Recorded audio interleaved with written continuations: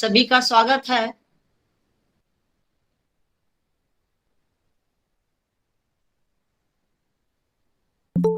मैं आज के इस वेबिनार की शुरुआत करने जा रही हूँ।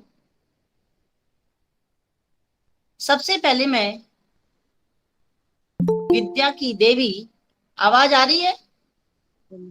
सबसे पहले मैं विद्या की देवी वीणा वादनी माँ सरस्वती के चरणों में मानसिक पुष्प अर्पित करती हूँ।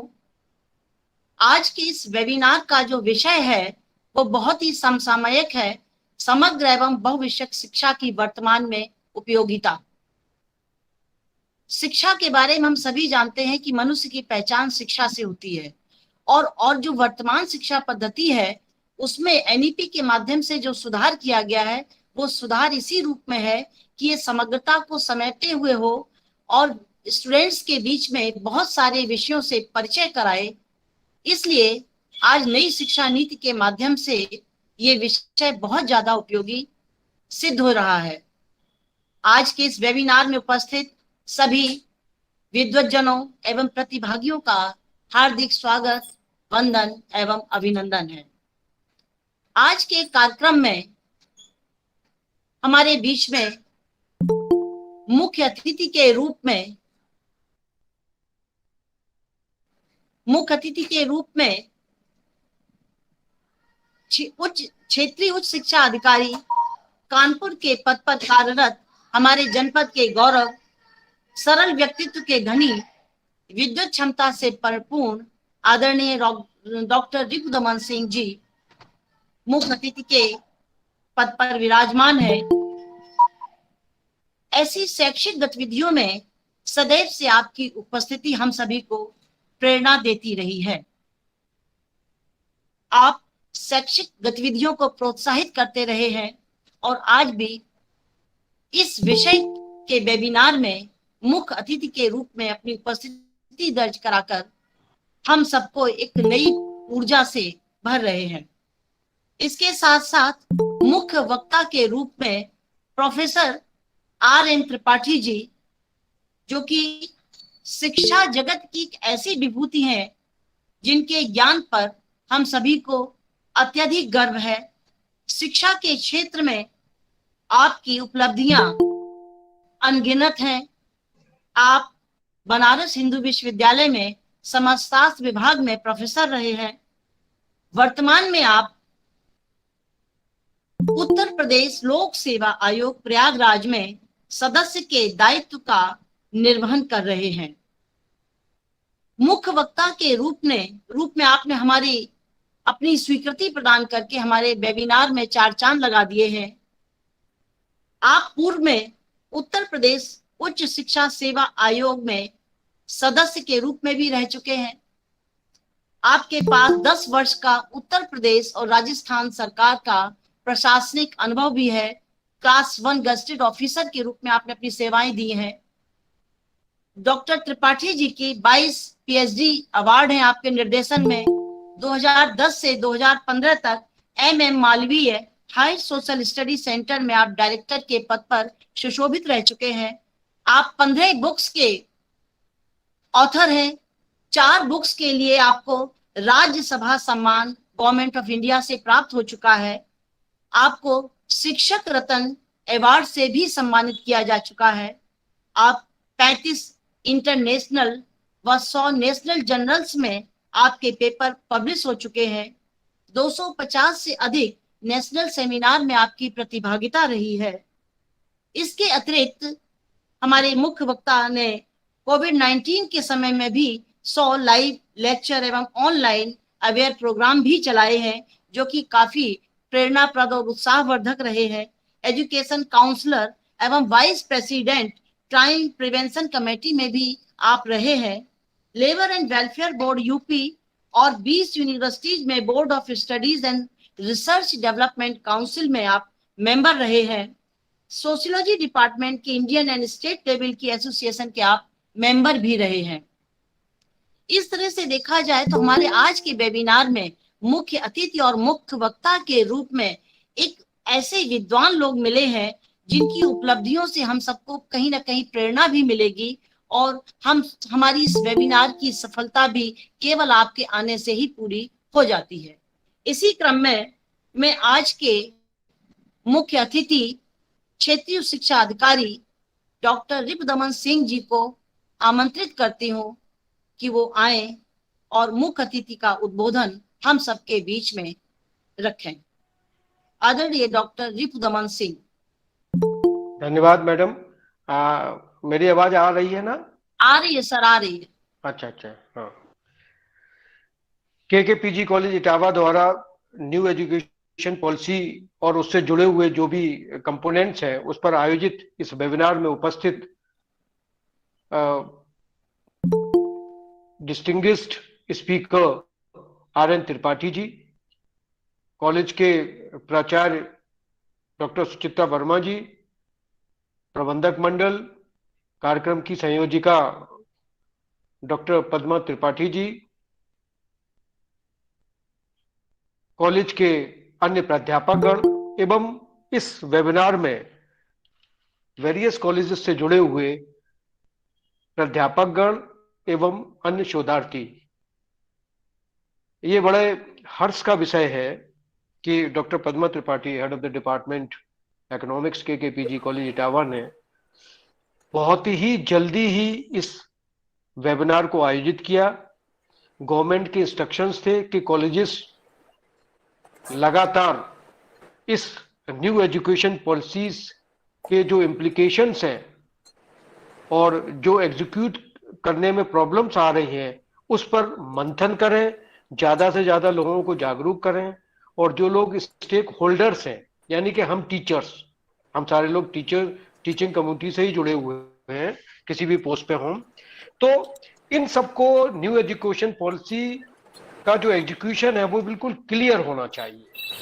अभी भी जितनी भी न्यू एजुकेशन पॉलिसीज पर वेबिनार्स या डिस्कशंस होते रहे हैं उनमें यही चीज आती रही है कि लोग रटी रटाई चीजें जो फर्स्ट फेज में न्यू एजुकेशन पॉलिसी के ड्राफ्ट में बताई गई थी उसी पर चर्चा करते रहे। तो उससे आगे बढ़ने की जरूरत है अब, ताकि जो स्टेक होल्डर्स हैं जिन पर न्यू एजुकेशन पॉलिसी और उसके जो वेरियस एम्पलीट्यूड्स हैं उनको एग्जीक्यूट करने की तैयारी है, और तो उनके बीच में ये हेल्दी डिस्कशन होना चाहिए कि हम किस तरीके से एग्जीक्यूट कर सकते हैं। हम इसकी मेरिट्स और डिमेरिट्स के बारे में बहुत पहले फर्स्ट फेज में लास्ट ईयर बहुत सारे वेबिनार आयोजित कर चुके हैं। मेरा ऐसा मानना है कि जो अब वेबिनार होंगे उनमें हम एग्जीक्यूशन पर और जो भी उसके जितने भी कंपोनेंट्स हैं उसके महत्व पर चर्चा करेंगे। आज भी आर.एन. त्रिपाठी जैसे विद्वान वक्ता इस वेबिनार में जुड़े हुए हैं, तो मैं आशा करता हूं कि निश्चित रूप से उनके उद्बोधन से हम सभी लोग लाभान्वित होंगे। धन्यवाद। धन्यवाद डॉक्टर रिपुदमन सिंह जी। आपने बिल्कुल सही कहा है कि वास्तव में जो कुछ एनईपी में कहा गया है अब उसको व्यवहारिक धरातल पर लाने की आवश्यकता है। और हम सभी ये जानते भी हैं कि अब तक जो शिक्षा चल रही थी केवल डिग्रीधारी थी, केवल कैरियर तक पहुंचाती थी, लेकिन जो हमारे विद्यार्थियों का चरित्र निर्माण था, व्यक्तित्व निर्माण था, उनका जो भौतिक विकास था, उन सब के बारे में बहुत विस्तार के साथ चर्चा नहीं होती थी। ये उम्मीद की जाती थी कि जिस दौर में विद्यार्थी को जीवन की सुंदरता और महानता देखने की आवश्यकता है उस उम्र में वो संपत्ति के स्वप्न देखने लगती थी, और यही शिक्षा नीति की सबसे कमजोरी थी। डिग्री लेकर के नौकरी करते थे लेकिन अच्छे व्यक्ति नहीं बन पाते थे। तो इसलिए आवश्यकता है कि जो संग्रहशीलता और अदम्य उपभोक्तावाद जो दानव के रूप में विद्यार्थियों के जीवन में घुस गए हैं, नई शिक्षा नीति के माध्यम से दोनों को निकाल करके एक समग्र शिक्षा का विकास किया जाए जो सर्वांगीण विकास करने में सहयोग कर सके। धन्यवाद। आपने बहुत ही सधे शब्दों में अपनी बात को कहा कि किस तरह से व्यवहारिक धरातल पर इसको लाने की आवश्यकता है। बहुत बहुत धन्यवाद। अब मैं आगे के क्रम में अपने मुख्य वक्ता प्रोफेसर आर.एन. त्रिपाठी, जिनकी उपलब्धियों पर हम सबको गर्व है, अभी हमने परिचय में आपको बताया भी है कि इनकी जो उपलब्धियां हैं शिक्षा के क्षेत्र में वो अनगिनत हैं। हमने इतनी देर चर्चा की, लगभग 10 मिनट तक आपकी उपलब्धियां बताई। इससे सिद्ध होता है कि शिक्षा के क्षेत्र में आपका योगदान अविस्मरणीय है और हम सबको भी इनसे प्रेरणा लेकर के अपने कार्यों को, शैक्षणिक कार्यों को, गतिविधियों को आगे बढ़ाने का प्रयास करना चाहिए। अब मैं विषय को आगे बढ़ाने के लिए अपने मुख्य वक्ता प्रोफेसर आर.एन. त्रिपाठी जी को आमंत्रित कर रही हूं कि वो आए और हम सबके बीच में इस विषय पर समग्र एवं बहुविषयक शिक्षा की वर्तमान में उपयोगिता, इस विषय पर हम सबको अपने वचनों के माध्यम से मार्ग निर्देशित करने का प्रयत्न करें। मुख्य वक्ता professor RN. Tripathi ji.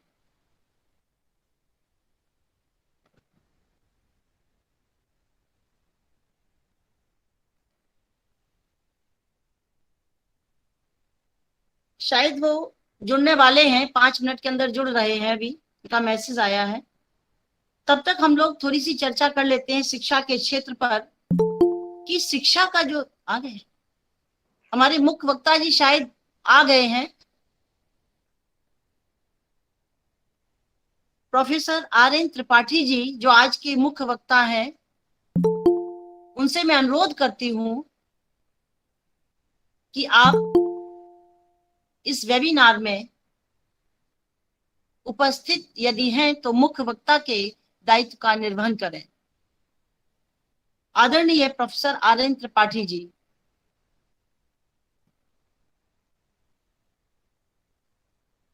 Doctor Tripathi ji, आप सुन पा रहे हैं? सुन पा रहे हैं? आप हमको सुन पा रहे हैं कि नहीं सुन पा रही हैं? हाँ, अब आपकी आवाज आ गई है, आ गई है। आवाज मेरी आ गई, बस 1 मिनट हाँ। में जुड़ रहा हूं। Professor RN. त्रिपाठी जी मुख्य वक्ता की भूमिका में बस शीघ्र ही हम लोगों दो मिनट सेट कर रहे हैं, बस हम कंप्यूटर को सेट हो जाए। आज आप बहुत व्यस्त रहे हैं, व्यस्तता में से समय अभी निकाला। पूजा हमारे घर चल रही है, सब लोग एकदम बिल्कुल बैठे हुए हैं।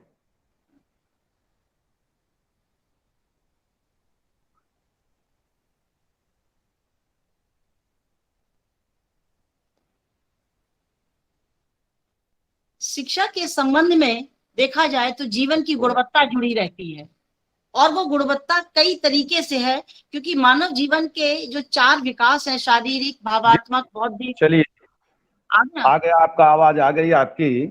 अच्छा, स्वागत है आपका।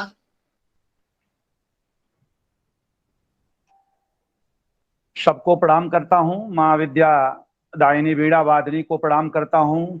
बात शिक्षा की है, इसलिए माँ का नमन करता हूं। बिना माँ के नमन की शिक्षा का, ज्ञान और शिक्षा पर बोलना अधूरा रहता है। आज के इस कार्यक्रम के मुख्य अतिथि डॉक्टर रिपुदमन सिंह जी, जो क्षेत्रीय उच्च शिक्षा अधिकारी हैं, और महाविद्यालय की प्राचार्य डॉक्टर सुचित्रा वर्मा जी। इस कार्यक्रम के संयोजक और मूलाधार में जिनके कारण मैं जुड़ा, डॉक्टर पद्मा त्रिपाठी जी, सह संयोजक शैलेंद्र शर्मा जी, और हमारे आदरणीय जितने लोग जुड़े हुए हैं, मैं सबका नमन करता हूं, सबको प्रणाम करता हूं। सज्जनों, कुछ बातें आपसे मैं करूंगा। मूल बात, आपको एक फिलोसफिकल बात पर मैं आता हूं, क्योंकि बड़ी देर से हमारा आदरणीय इंतजार कर रही हैं और सारे लोग हमारा इंतजार कर रहे हैं।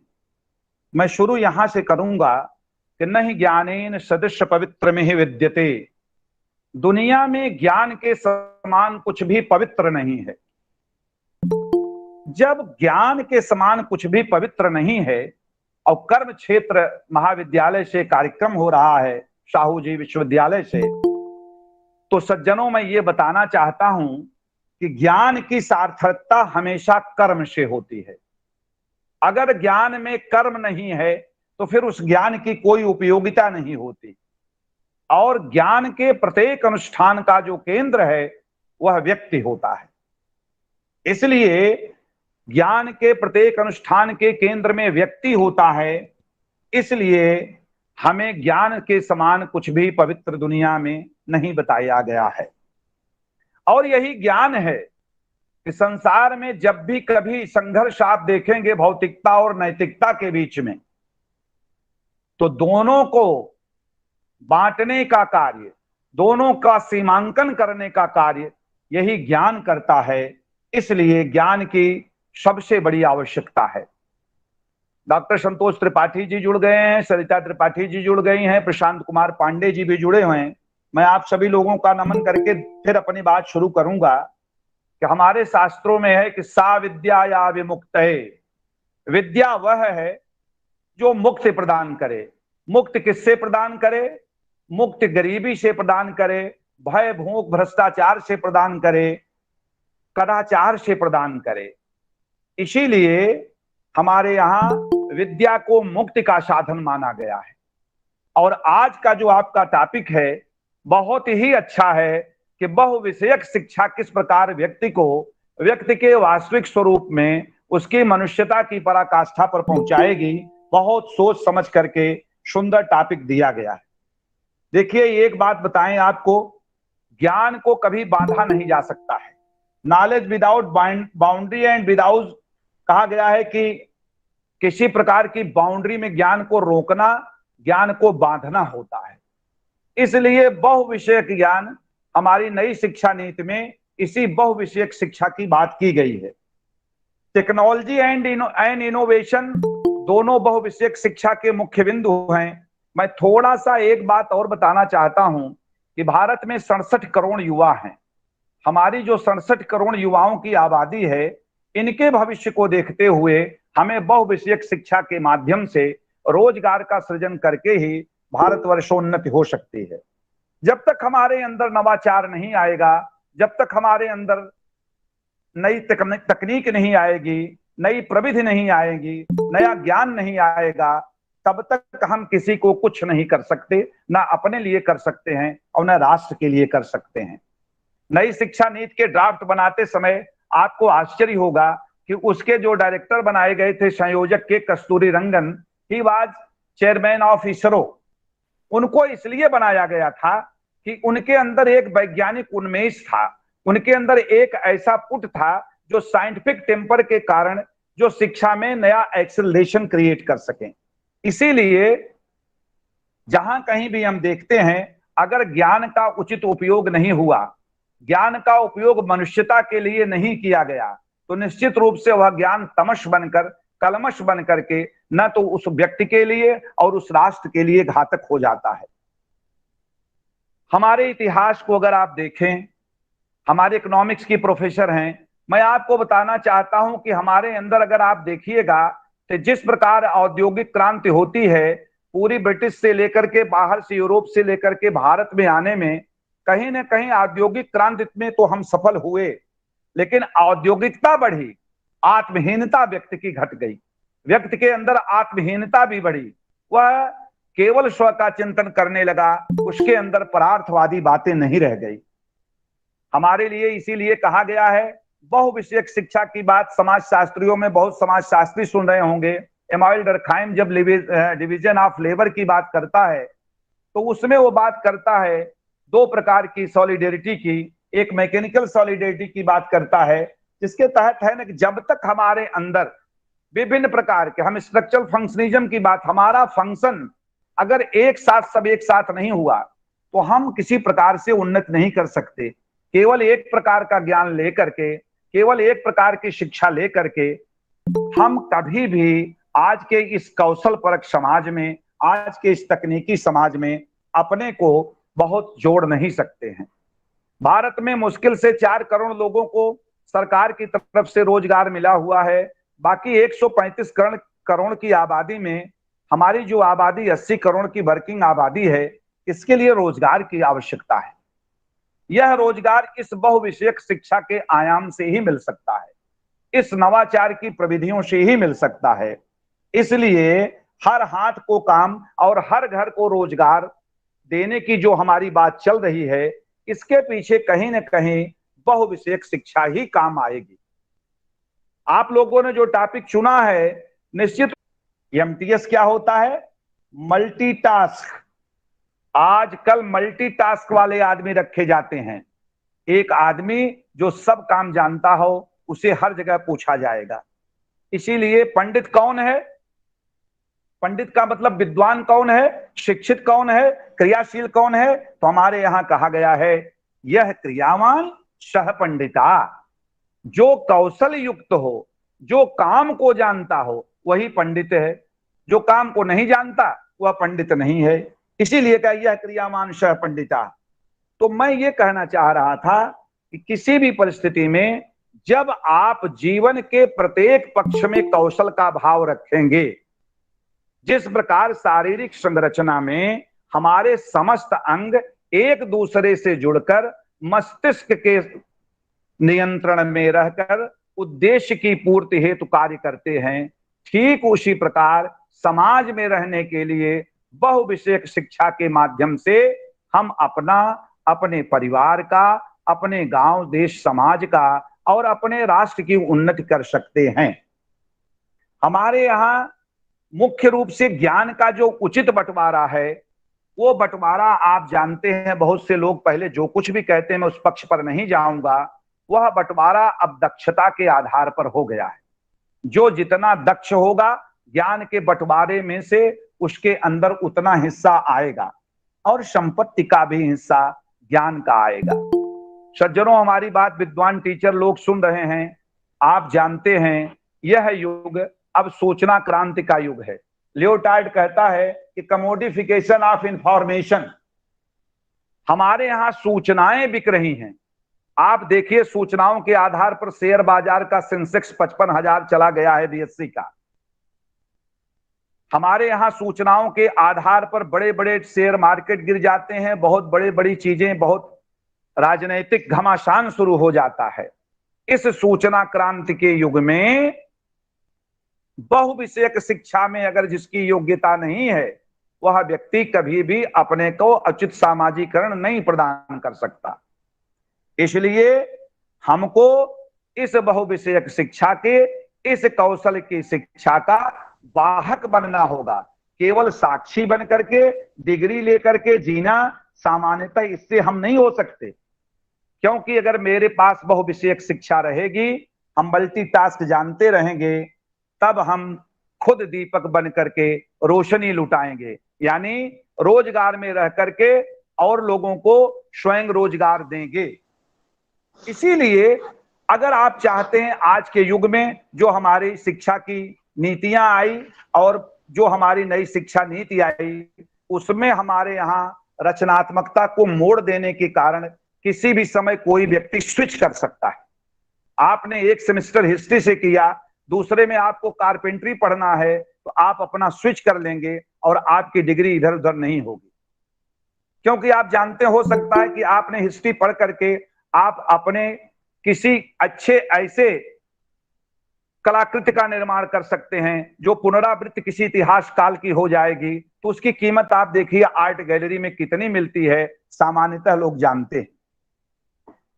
हाँ, बहुविषयक शिक्षा के जो माध्यम हैं, जो उसकी विशेषताएं हैं, उस पर भी मैं, सभी लोग हमसे जुड़े हैं, मैं उनसे बात करना चाहता हूं। देखिए, यह बहुविषयक शिक्षा युगानुकूल होनी चाहिए।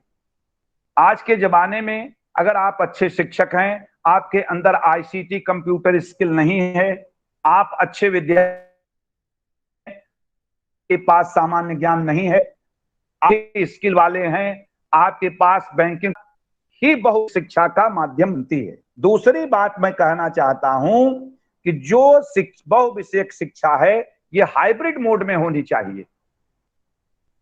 हाइब्रिड मोड क्या है? Now question is this, what is hybrid mode? Hybrid mode means institutional and non institutional. एक तो संस्थान, कॉलेज और संस्थाओं में होगी और दूसरी कॉलेज और संस्थाओं से हट करके होगी। हो सकता है कि किसी प्लास्टिक के कार्य को, किसी लकड़ी के कार्य को कोई कार्य कुशल गांव का कार्मिक बहुत सुंदर करता हो, शायद उसका कारपेंटरी का प्रोफेसर उतने बढ़िया ढंग से न कर सकता हो। तो दक्षता की पूर्णता हेतु हमें नॉन इंस्टीट्यूशन की बहुविषयक शिक्षा लेने की आवश्यकता है। इस दिशा में भारत सरकार प्रयासरत है। दूसरी चीज मैं जो कहना चाहता था, इस बहुविषयक शिक्षा के 4 बिंदु हैं मेरी दृष्टि में। इन 4 बिंदुओं पर आप विचार करेंगे तो आपको लगभग क्लियर बात आ जाएगी। ये 4 बिंदु कौन से हैं? पहला है कम्युनिटी। आपकी बहुविषयक शिक्षा का लाभ क्या समुदाय को मिलेगा? आपकी बहुविषयक शिक्षा से क्या समाज आप्लावित होगा? आपकी बहुविषयक शिक्षा राष्ट्रोन्नति के लिए काम आएगी? दूसरा, कैपेसिटी, आपकी बहुविषयक शिक्षा की क्षमता कितनी है? मैं किसी बात को अगर जानता हूं, मेरे पास उतने संसाधन बहुविषयक शिक्षा के नहीं हैं, हो सकता है कि हमसे अच्छी दक्षता कर्नाटक का एक व्यक्ति लेकर पहले अपने आइटम का पेटेंट करा ले। तो कैपेसिटी को महत्व देना होगा। एंड थर्ड इज कंटेंट, किस कंटेंट में आप बोल रहे हैं, आपके पास इसका प्रीफेस क्या है, आपके पास इसके आगे की योजनाएं क्या हैं, और फोर्थ है कॉन्टेक्स्ट, आपका परिप्रेक्ष्य क्या है।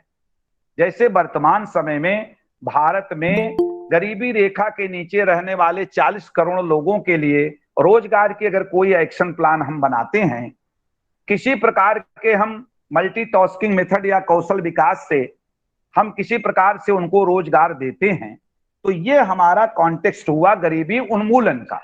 इस गरीबी उन्मूलन के कार्यक्रम से दूसरे को शिक्षा दे सकते हैं।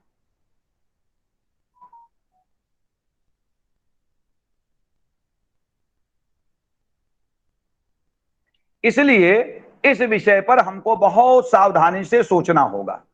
हाँ, अभी हमारी देखिए ग्राम्य संस्कृति है, भारत की आत्मा गांव में बसती है, आज भी 67% आबादी गांव में रह रही है। थोड़ा सा विचार करना होगा इस ग्रामीण संस्कृति में बहुविषयक शिक्षा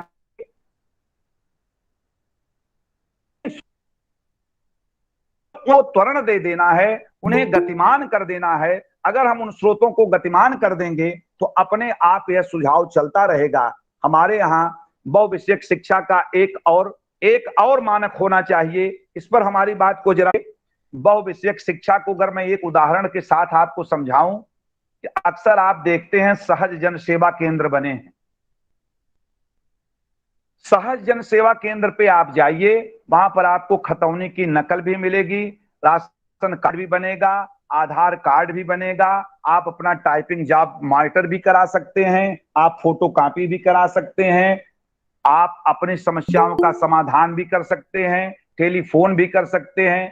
कहने का क्या मतलब है, एक छोटे से केंद्र पर बैठा हुआ व्यक्ति 5 से 10 व्यक्तियों के कार्यों को कर रहा है। इसीलिए हमारे यहां जब डिवीजन ऑफ लेबर की बात एमएल डरखाइन करता है, तो वो जिस बात करता है, श्रम विभाजन की बात करता है, उस श्रम विभाजन में स्पेशलाइजेशन की बात होती है। एक व्यक्ति अगर किसी चीज का स्पेशल है तो उसकी दक्षता को अगर बहुत सारे क्षेत्रों में लाया जा सकता है। इसीलिए दो प्रकार के, एक इंटर बहुविषयक मल्टीडिसिप्लिनरी एजुकेशन, एक इंट्रा मल्टीडिसिप्लिनरी बहु एजुकेशन। एक इंट्रा जो डिसिप्लिनरी होगी, जैसे मान लीजिए हम कार्बोरेटर के जानकार हैं, तो हम कार्बोरेटर चाहे मोटरसाइकिल का हो, चाहे गाड़ी का हो, किसी भी चीज का हो, हम हर चीज का बनाएंगे। मान लीजिए हमारे अंदर हम कपड़े के बहुत अच्छे जानकार हैं, तो वो कपड़ा हम सेना से लेकर सामान्य आदमी सबके लिए बनाएंगे। यह तो इंट्रा हो गई। इंटर क्या है? इंटर का मतलब हुआ अंतर बहुविषयक शिक्षा क्या है, हम कपड़े के भी जानकार हैं, हम फिलॉसफी भी पढ़े हुए हैं, हम अच्छे ढंग से टेनरी को भी जानते हैं, हाउ टू बिहेव इसको भी मैं जानता हूं। कहने का मतलब है मनुष्य के जीवन में रचनात्मकता को जितनी बार मोड़ा जाए, क्रिएटिविटी में जितने मोड टर्निंग पॉइंट आएंगे, उतने टर्निंग पॉइंट के बाद आपका एक्सीलरेशन तेज होगा। आप एक्सीलरेट करेंगे जब अपनी पर्सनालिटी में, क्रिएटिविटी में आप मोड़ेंगे। इसलिए ऑलवेज आपको सोचना क्या है, हाइब्रिड मोड। हाइब्रिड मोड जब तक आपके अंदर नहीं रहेगा, तब तक देखिए सज्जनों, आजकल आर्टिफिशियल इंटेलिजेंस का जमाना है, मल्टीपल इंटेलिजेंस का जमाना है, एआई और एमआई का जमाना है। आर्टिफिशियल इंटेलिजेंस के जमाने में अगर आपके अंदर आपकी कैपेसिटी, कॉन्टेक्स्ट और जिस बात मैं कहा था कम्युनिटी उपयोगी आपकी बहुविषयक शिक्षा नहीं रहेगी, तो कभी मत सोचिएगा कि आप एडजस्ट कर पाएंगे। दुर्भाग्य है इस देश का कि पीजी की डिग्री है लेकिन घर में आटा नहीं है। समस्या क्या है? हमने वो बहुविषयक शिक्षा नहीं ली। एक ईंटा गारा करने वाला राजगीर, उसकी मांग इतनी अच्छी, दक्षता उसके पास है, उसकी मांग इतनी अच्छी है कि एक मकान बनाता है, 3 मकान वाले उसको एडवांस दे करके पड़े हुए हैं, लेकिन एक एमए की डिग्री लेकर के घर में 5 किलो आटा भी नहीं खरीद पा रहा है। ऐसी परिस्थितियों पे होगा। तो मैं ये मानता हूं कि बहुविषयक शिक्षा एक ऐसा आयाम होगा जो हमारी इस मानवता को, हमारी इस समाज को एक अभिनव त्वरण देगा। अच्छा, एक बात और आप जाने रहिएगा, सर्वे गुणम कांचनम आश्रयन्ते, कहा गया है कि सब गुण कंचन में बसता है, अर्थात सोने में बसता है। तो सोने का मतलब क्या है? वेल्थ से है। आज के जमाने में अर्थ एक ऐसा मंच है, अगर वह मंच आपका कमजोर है तो फिर आप कुछ नहीं कर सकते। अर्थ के मंच पर बहुविषयक शिक्षा सोपान तय करती है, सीढ़ियां बनाती है अर्थ के मंच पर पहुंचने की बहुविषयक शिक्षा, और उससे आप अर्थ के मंच पर पहुंच जाएंगे। इसीलिए जब तक आपके अंदर, सूर्यकांत त्रिपाठी निराला ने एक कविता लिखी है, जरा उस कविता के भाव को देखें। उन्होंने लिखा है कि काट अंध उर के बंधन अस्तर, महाजनन ज्योतिर्मय निर्झर, कलुष भेद तम हर प्रकाश भर, जगमग कर दे, जगमग कर दे, वीणा वादिनी तू वर दे। कलुष भेद तम हर प्रकाश भर। हमारे अंदर जो कलुषता है, कलुषता क्या है? अगर मान लीजिए सभी शिक्षक जुड़े हैं, हमारा पेपर एक नेचर में पब्लिश हो गया, कोई बात नहीं, हमें अमेरिकन सोसाइटी में दूसरा पेपर उनका चाहिए, उनका पब्लिश होने दीजिए। आप प्रयास करिए, उनके पेपर में रोकने की, उनकी बुराई न करें, क्योंकि जब तक यह कलुष रहेगा तब तक हम निश्चित रूप से कभी भी बहुविषयक शिक्षा या वास्तव में ऐसी शिक्षा जो रोजगार परक हो नहीं पा सकते, क्योंकि यह समर्पण का विषय होता है। प्रकाश भर का मतलब यहां है कि नए ज्ञान से, ज्योतिर्मय निर्झर, ऐसा नया ज्ञान जो ज्योतिर्मय हो, ज्योतिषाम ज्योतिरेकम। आप अगर, आपके पास अगर कोई दक्षता कंप्यूटर की है तो आप उस कंप्यूटर की दक्षता में और स्किल लाइए। आपके अंदर मोटरसाइकिल बनाने की दक्षता है तो at first you develop your occupational mobility, आप अपनी व्यवसायिक गतिशीलता को और बढ़ाएं। ये बहुविषयक शिक्षा का है, क्योंकि सबको सरकार के यहां से रोजगार नहीं मिल सकता। 67 करोड़ युवाओं को रोजगार देना सबके बस की बात नहीं है, लेकिन 67 करोड़ लोगों को बहुविषयक शिक्षा के माध्यम से किसी न किसी काम में लगा लेना ये संभव है, इसमें कोई दो राय नहीं है। इस विचार से जब आप देखेंगे तो थोड़ा सा बहुविषयक शिक्षा को देखें, थोड़ा सा इसका अर्थशास्त्रीय और समाजशास्त्रीय विवेचन देखें। दो चीज की लड़ाई पूरी दुनिया में है। हर विषयों में आप जितने अच्छे विश्वविद्यालय हैं, आप कहीं भी जाइए वहां पर आपको एक्सक्लूजन सेंटर जरूर मिलेंगे, exclusion inclusion centres. Actually equity और इंक्लूजन आज दोनों समाज की बहुत बड़ी आवश्यकता है। I am not talking about fundamental right in article 12 to 35, मैं उस पर नहीं जाना चाहता, अनुच्छेद 12 से 35 के मौलिक अधिकारों पर। मैं केवल इस पर आना चाहता हूं कि जिस इक्विटी और इंक्लूजन की बात की जाती है, समाज में असमानता आज से नहीं है, सदियों से है। उस असमानता को हम यह नहीं कहते कि हम दूर कर देंगे, लेकिन कम अवश्य कर सकते हैं। और कम करने के लिए हमारा लक्ष्य इक्विटी और इंक्लूजन के लिए जो होगा, वह मेरा लक्ष्य तब पूरा होगा जब हम बहुविषयक शिक्षा के माध्यम से हर हाथ में कुछ न कुछ रोजगार दे देंगे, तभी जाकर के हमें सफलता मिलेगी।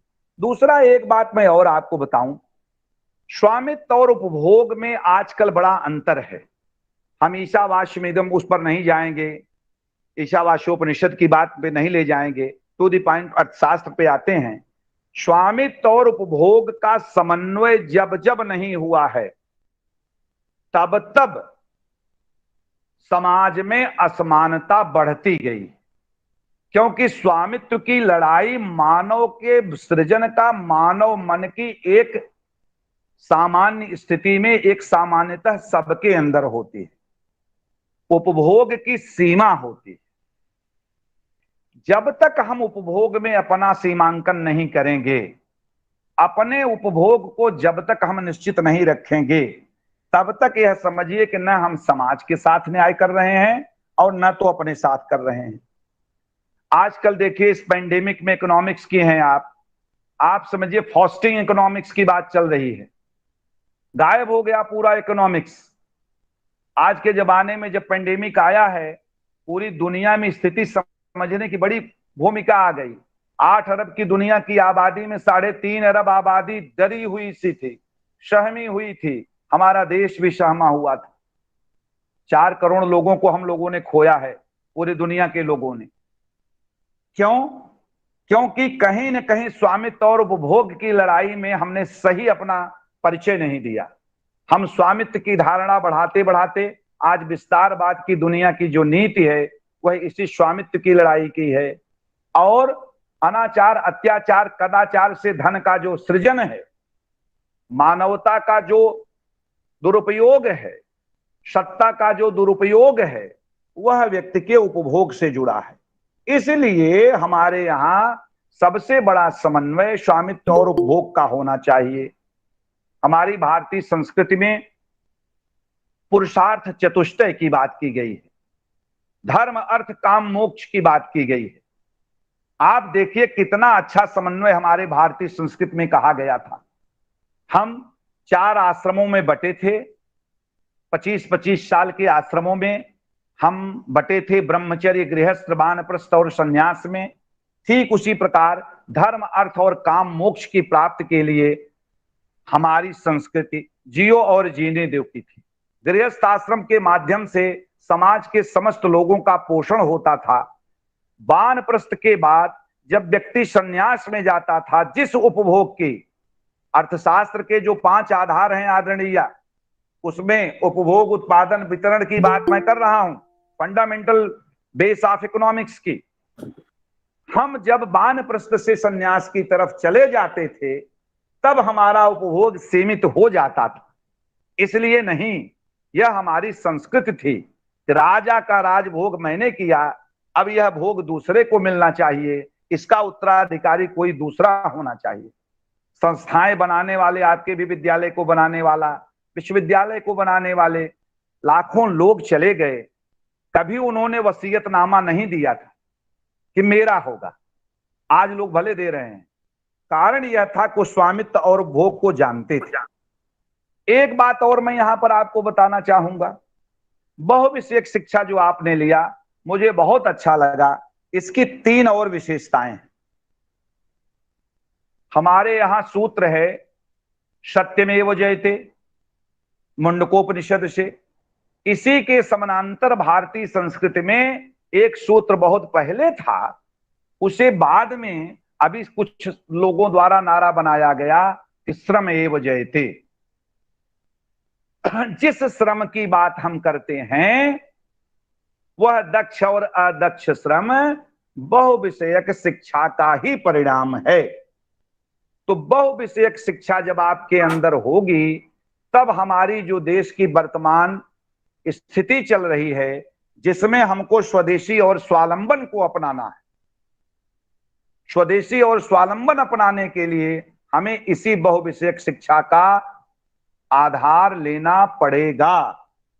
क्योंकि जब तक आपके अंदर ज्ञान नहीं रहेगा तब तक आप निश्चित रूप से अपनी सेवा नहीं कर पाएंगे, और जो अपनी सेवा नहीं कर सकता वो समाज की सेवा क्या कर सकता है। हमारे भारतीय संस्कृति में तो यह था कि हम दीन दुखी निबलों विकलों के सेवक बन संताप हरें, जो हैं अटके भूले भटके उनको तारें खुद तर जाएं। लेकिन जब आपके पास स्वयमेव तरने का साधन नहीं है तो आप सफल नहीं हो सकते। दूसरा पक्ष जो मैं बहुविषयक शिक्षा का बताना चाहता हूं वह यह है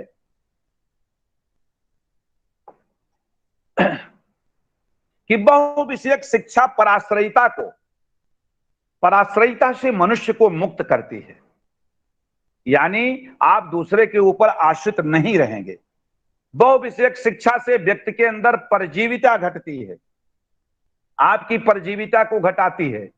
साइकिल बनाने वाला स्किन मिस्त्री है तो पैरासाइट नहीं रहेगा, नया टायर ट्यूब पंचर बना करके शाम को अपने भोजन का इंतजाम करेगा।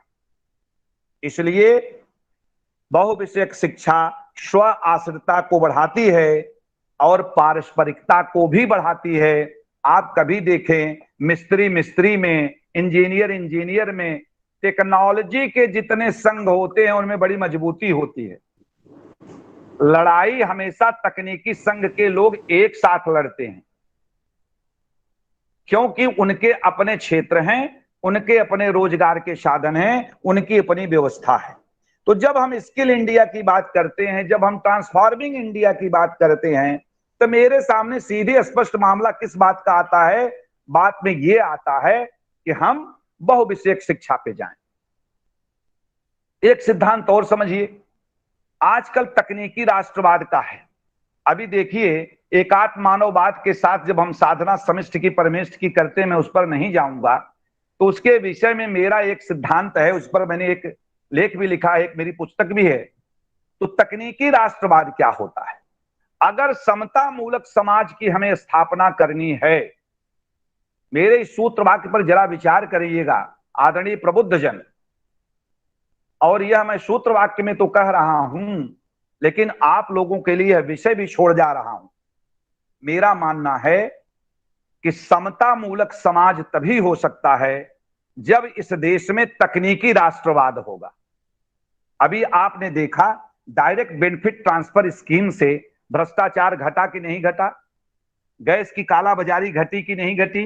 गरीब जनता में 53 करोड़ 42 करोड़ हमारे पास जो खाते खुले बैंकों में, उन खातों से डायरेक्ट बेनिफिट का लाभ हुआ। कोरोना में सारी स्कीम गई, ये बहुत बड़ी बात है। तो जिस राम राज्य की बात भारत में होती थी, उस राम राज्य में समता थी, और उस समता जब आती है, अर्थशास्त्र विभाग करा रहा है, हिस्ट्री के लोग जुड़े हैं, समता तब आती है जब सामर्थ्य प्रतिभा के साथ न्याय होता है। समर्थ प्रतिभा जो है उसके साथ जब न्याय होगा तब समता आएगी। समर्थ प्रतिभा क्या होगी? समर्थ प्रतिभा के निर्माण के लिए बहुविषयक शिक्षा की आवश्यकता है। इतना बड़ा सुखद है कि भारत सरकार की नई शिक्षा नीति इस बहुविषयक शिक्षा के नवनीत को अपनाया है, और हमारे यहां इतनी अच्छी व्यवस्था की गई है कि हमारी दक्षता, हमारी स्किल जिसमें भी हो, हम उसके साथ जुड़ जाएं।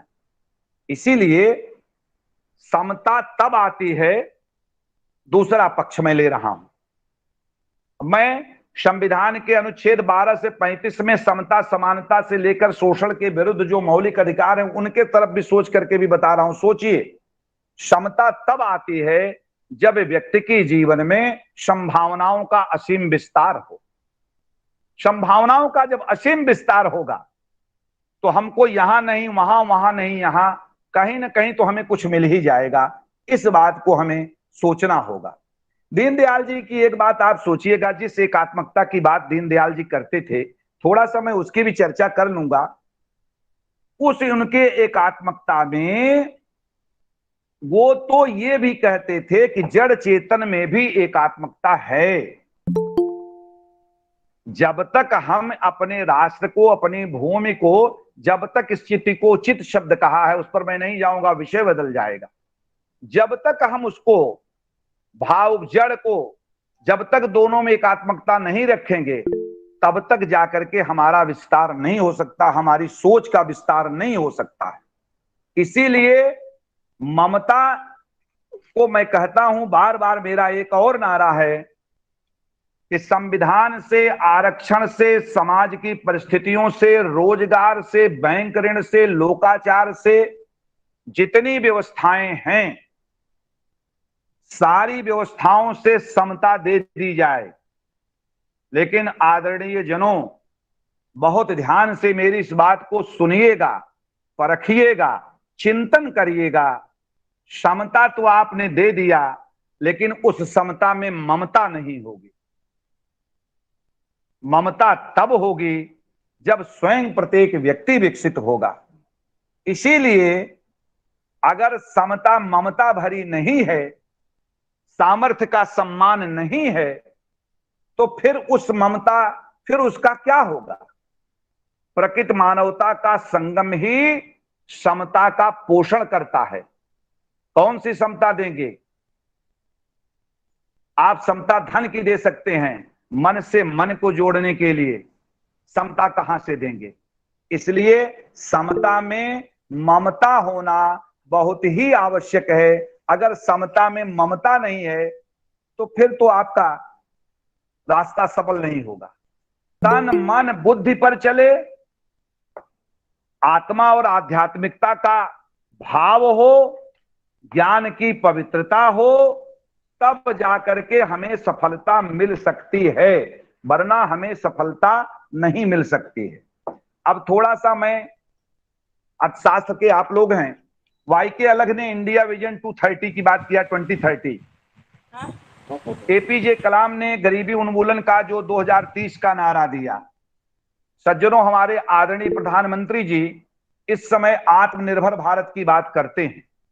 एक भारत श्रेष्ठ भारत, यह एक भारत श्रेष्ठ भारत, ये सारी चीजें आपकी तभी सफल हो सकती हैं जब आप अपनी शिक्षा में तकनीकी कौशल के साथ, ज्ञान के साथ, उसके प्रयोग की भावभूमि पर उत्पादन की भावभूमि रखेंगे, सृजन की भावभूमि रखेंगे और केवल स्व से हट करके पर का चिंतन करेंगे, तब जाकर के ये सफलता मिल सकती है। हां, कभी निराश मत होइए, अकेले उठिए। एक शिक्षक उठ करके चाहे तो समाज को बदल सकता है, अपने एक विद्यार्थी को बदल देगा। अगर वह एंटरप्रेन्योरिस्ट हो गया, उसके अंदर कोई इंटरप्राइजेस बन गए, तो बहुत बड़ा परिवर्तन कर देगा। एक विद्यार्थी होगा, समाज को बदल देगा, तो निश्चित रूप से उसके अंदर बहुत बड़ा परिवर्तन हो जाएगा। ऐसी स्थिति में आपको सोचना होगा कि आप परिवर्तन की लहर में अपने को कहां जोड़ते हैं। जो व्यक्ति परिवर्तन की लहर में नहीं जोड़ेगा अपने को, वो कभी सफल नहीं हो सकता है। और प्रत्येक व्यक्ति अकेला है। अकेला व्यक्ति, आप पूछेंगे कैसे सफल हो सकता है, तो एक सूत्र है, मेरे से एक सूत्र को सुनिए कि किरण ने किसी मूर्ख का है, बार बार फोन कर रहा है, मान ही नहीं रहा है। किरण ने दीप से मांगा उतरने का सहारा कब? किरण ने दीप से मांगा उतरने का सहारा कब? अकेले दीप ने जलते समय किसे पुकारा कब? सूर्य की रोशनी सूर्य से आने के लिए कोई सहारा नहीं ढूंढती है, कभी नहीं ढूंढती है। और दीप जब जलता है तो स्वयं को जला देता है, किसी का सहारा नहीं लेता है। इसीलिए आपको स्व का चिंतन, स्वावलंबन कर का चिंतन, स्वदेशी का चिंतन, स्वदेश का चिंतन, स्वप्रेम का चिंतन, जब तक यह चिंतन नहीं आएगा तब तक आप यह मत सोचिए कि आपको सफलता मिलेगी। सफलता के लिए इन चिंतनों पर आपको विशेष ध्यान देना होगा, तभी सफलता मिल सकती है। एक पक्ष मैं और कहना चाहूंगा, थोड़ा सा अपनी बात समाप्त करने के पहले। मैं सामान्यतः बात कर रहा था कि अगर 7 यस आपको बहुत प्राप्त करना है, कौन सा 7 यस? ये मेरा फार्मूला है। 7 यस मैं बताता हूं। वो 7 यस क्या है? समृद्धि, केवल इकोनॉमिक ग्रोथ की बात मैं नहीं करूंगा इन 7 यस में। समृद्धि, सद्भावना, सद्प्रवृत्ति, संस्कार, संस्कृत निष्ठता, समावेशन। ये 7 यस जो हैं, ये 7 यस का आधार क्या होगा? ध्यान से सुने। इस 7 यस का आधार होगा स्वदेशी, स्वावलंबन, स्वबोध, स्वज्ञान, स्वरोजगार, सुस्वास्थ्य और सतत विकास, सस्टेनेबल डेवलपमेंट, ये से 7S का आधार ये 7 हुए। और सज्जनों, ये प्राप्त कैसे होगा? इसके लिए हटेगा क्या? इससे, इसकी प्राप्ति से सफलता क्या मिलेगी? अज्ञानता हटेगी, अविद्या हटेगी, अभाव हटेगा, अवज्ञा हटेगी, अंधकार हटेगा। देगा कौन इसको? अब अंतिम में मैं आपके टाइटल शीर्षक पर आता हूं। देगा कौन इसे? जब आपके अंदर बहुविषयक शिक्षा का ज्ञान रहेगा, तब आप कह सकते हैं अस्तो मां शतगमय तमसो मां ज्योतिर्गमय। तभी आप किसी को लौटा सकते हैं। जीवन क्या है? जीवन यह है कि उलझे हुए हृदय का फिर हास्य लौट आए और भटके हुए पथिक को सन्मार्ग फिर दिखाए। एक छोटा सा उद्योग बना करके 100 युवकों को रोजगार देंगे।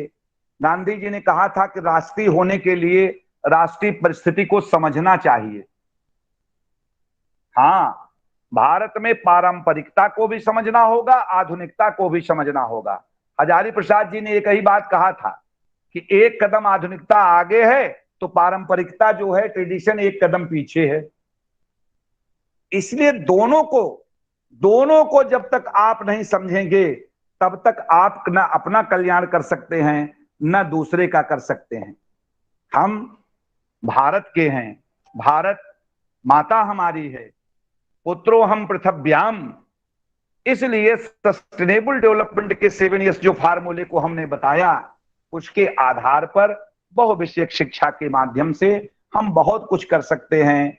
बहुत बड़ा विषय है, इस विषय पर पर्याप्त समय होना चाहिए।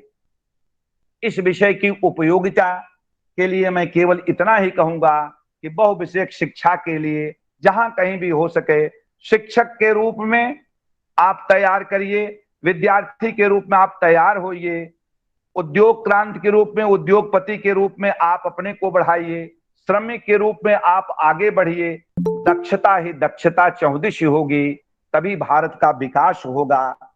और जब तक भारत का विकास नहीं होगा, जब तक मनुष्यता पर काला साया रहेगा, तब तक कोई उपयोगिता नहीं है। गोपाल दास नीरज के इन शब्दों के साथ मैं अपनी बात समाप्त करता हूं कि सृजन है अधूरा अगर विश्व भर में, सृजन है अधूरा अगर विश्व भर में, कहीं भी किसी द्वार पर है उदासी, मनुष्यता नहीं पूर्ण तब तक बनेगी जब तक लहू के लिए भूमि प्यासी। मनुष्यता नहीं पूर्ण तब तक बनेगी जब तक लहू के लिए भूमि प्यासी। सबको मैं प्रणाम करता हूं। आयोजक को पद्मा त्रिपाठी ने हमारा समय लिया, आज संयोगात समय मिल गया उन्हें। सारे लोगों को प्रणाम करते हुए मैं अपनी बात समाप्त करता हूं। बहुत बहुत धन्यवाद। बहुत बहुत धन्यवाद सर आपका। आज आपका व्यस्तम समय था, लेकिन आपने हमको समय दिया, इसके लिए हम आपका बहुत बहुत आभार व्यक्त करते हैं। इसके साथ साथ जो हमारे विद्वत जुड़े हैं, उनका भी बहुत बहुत आभार। हमारे मुख्य अतिथि महोदय का भी बहुत बहुत आभार।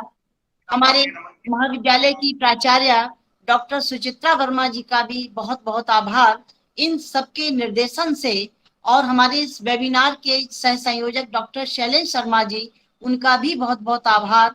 क्योंकि हम जानते हैं कि सर का उद्बोधन सुनने के लिए हम सब लालायित रहते हैं, क्योंकि ज्ञानवर्धन जो इसके माध्यम से हम लोगों का होता है, वो हम जीवन में एक प्रेरणा के रूप में लेते हैं। और आपने बहुत ही अच्छे तरीके से बताया कि शिक्षा का संबंध किस तरह से जीवन की समग्रता के साथ जुड़ा हुआ है। सभी विकास, शारीरिक, मानसिक, आध्यात्मिक, भावात्मक, सभी विकास शिक्षा से ही संभव है। इतनी सुंदर और ज्ञानवर्धक जानकारी के लिए सर आपका पुनः एक बार आभार। धन्यवाद। ठीक है, किसी का कोई प्रश्न तो नहीं है?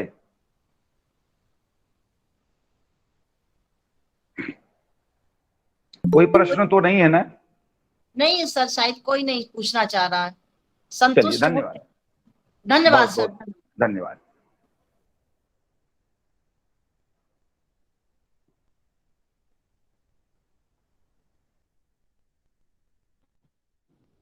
बहुत बहुत धन्यवाद, बहुत बहुत आभार।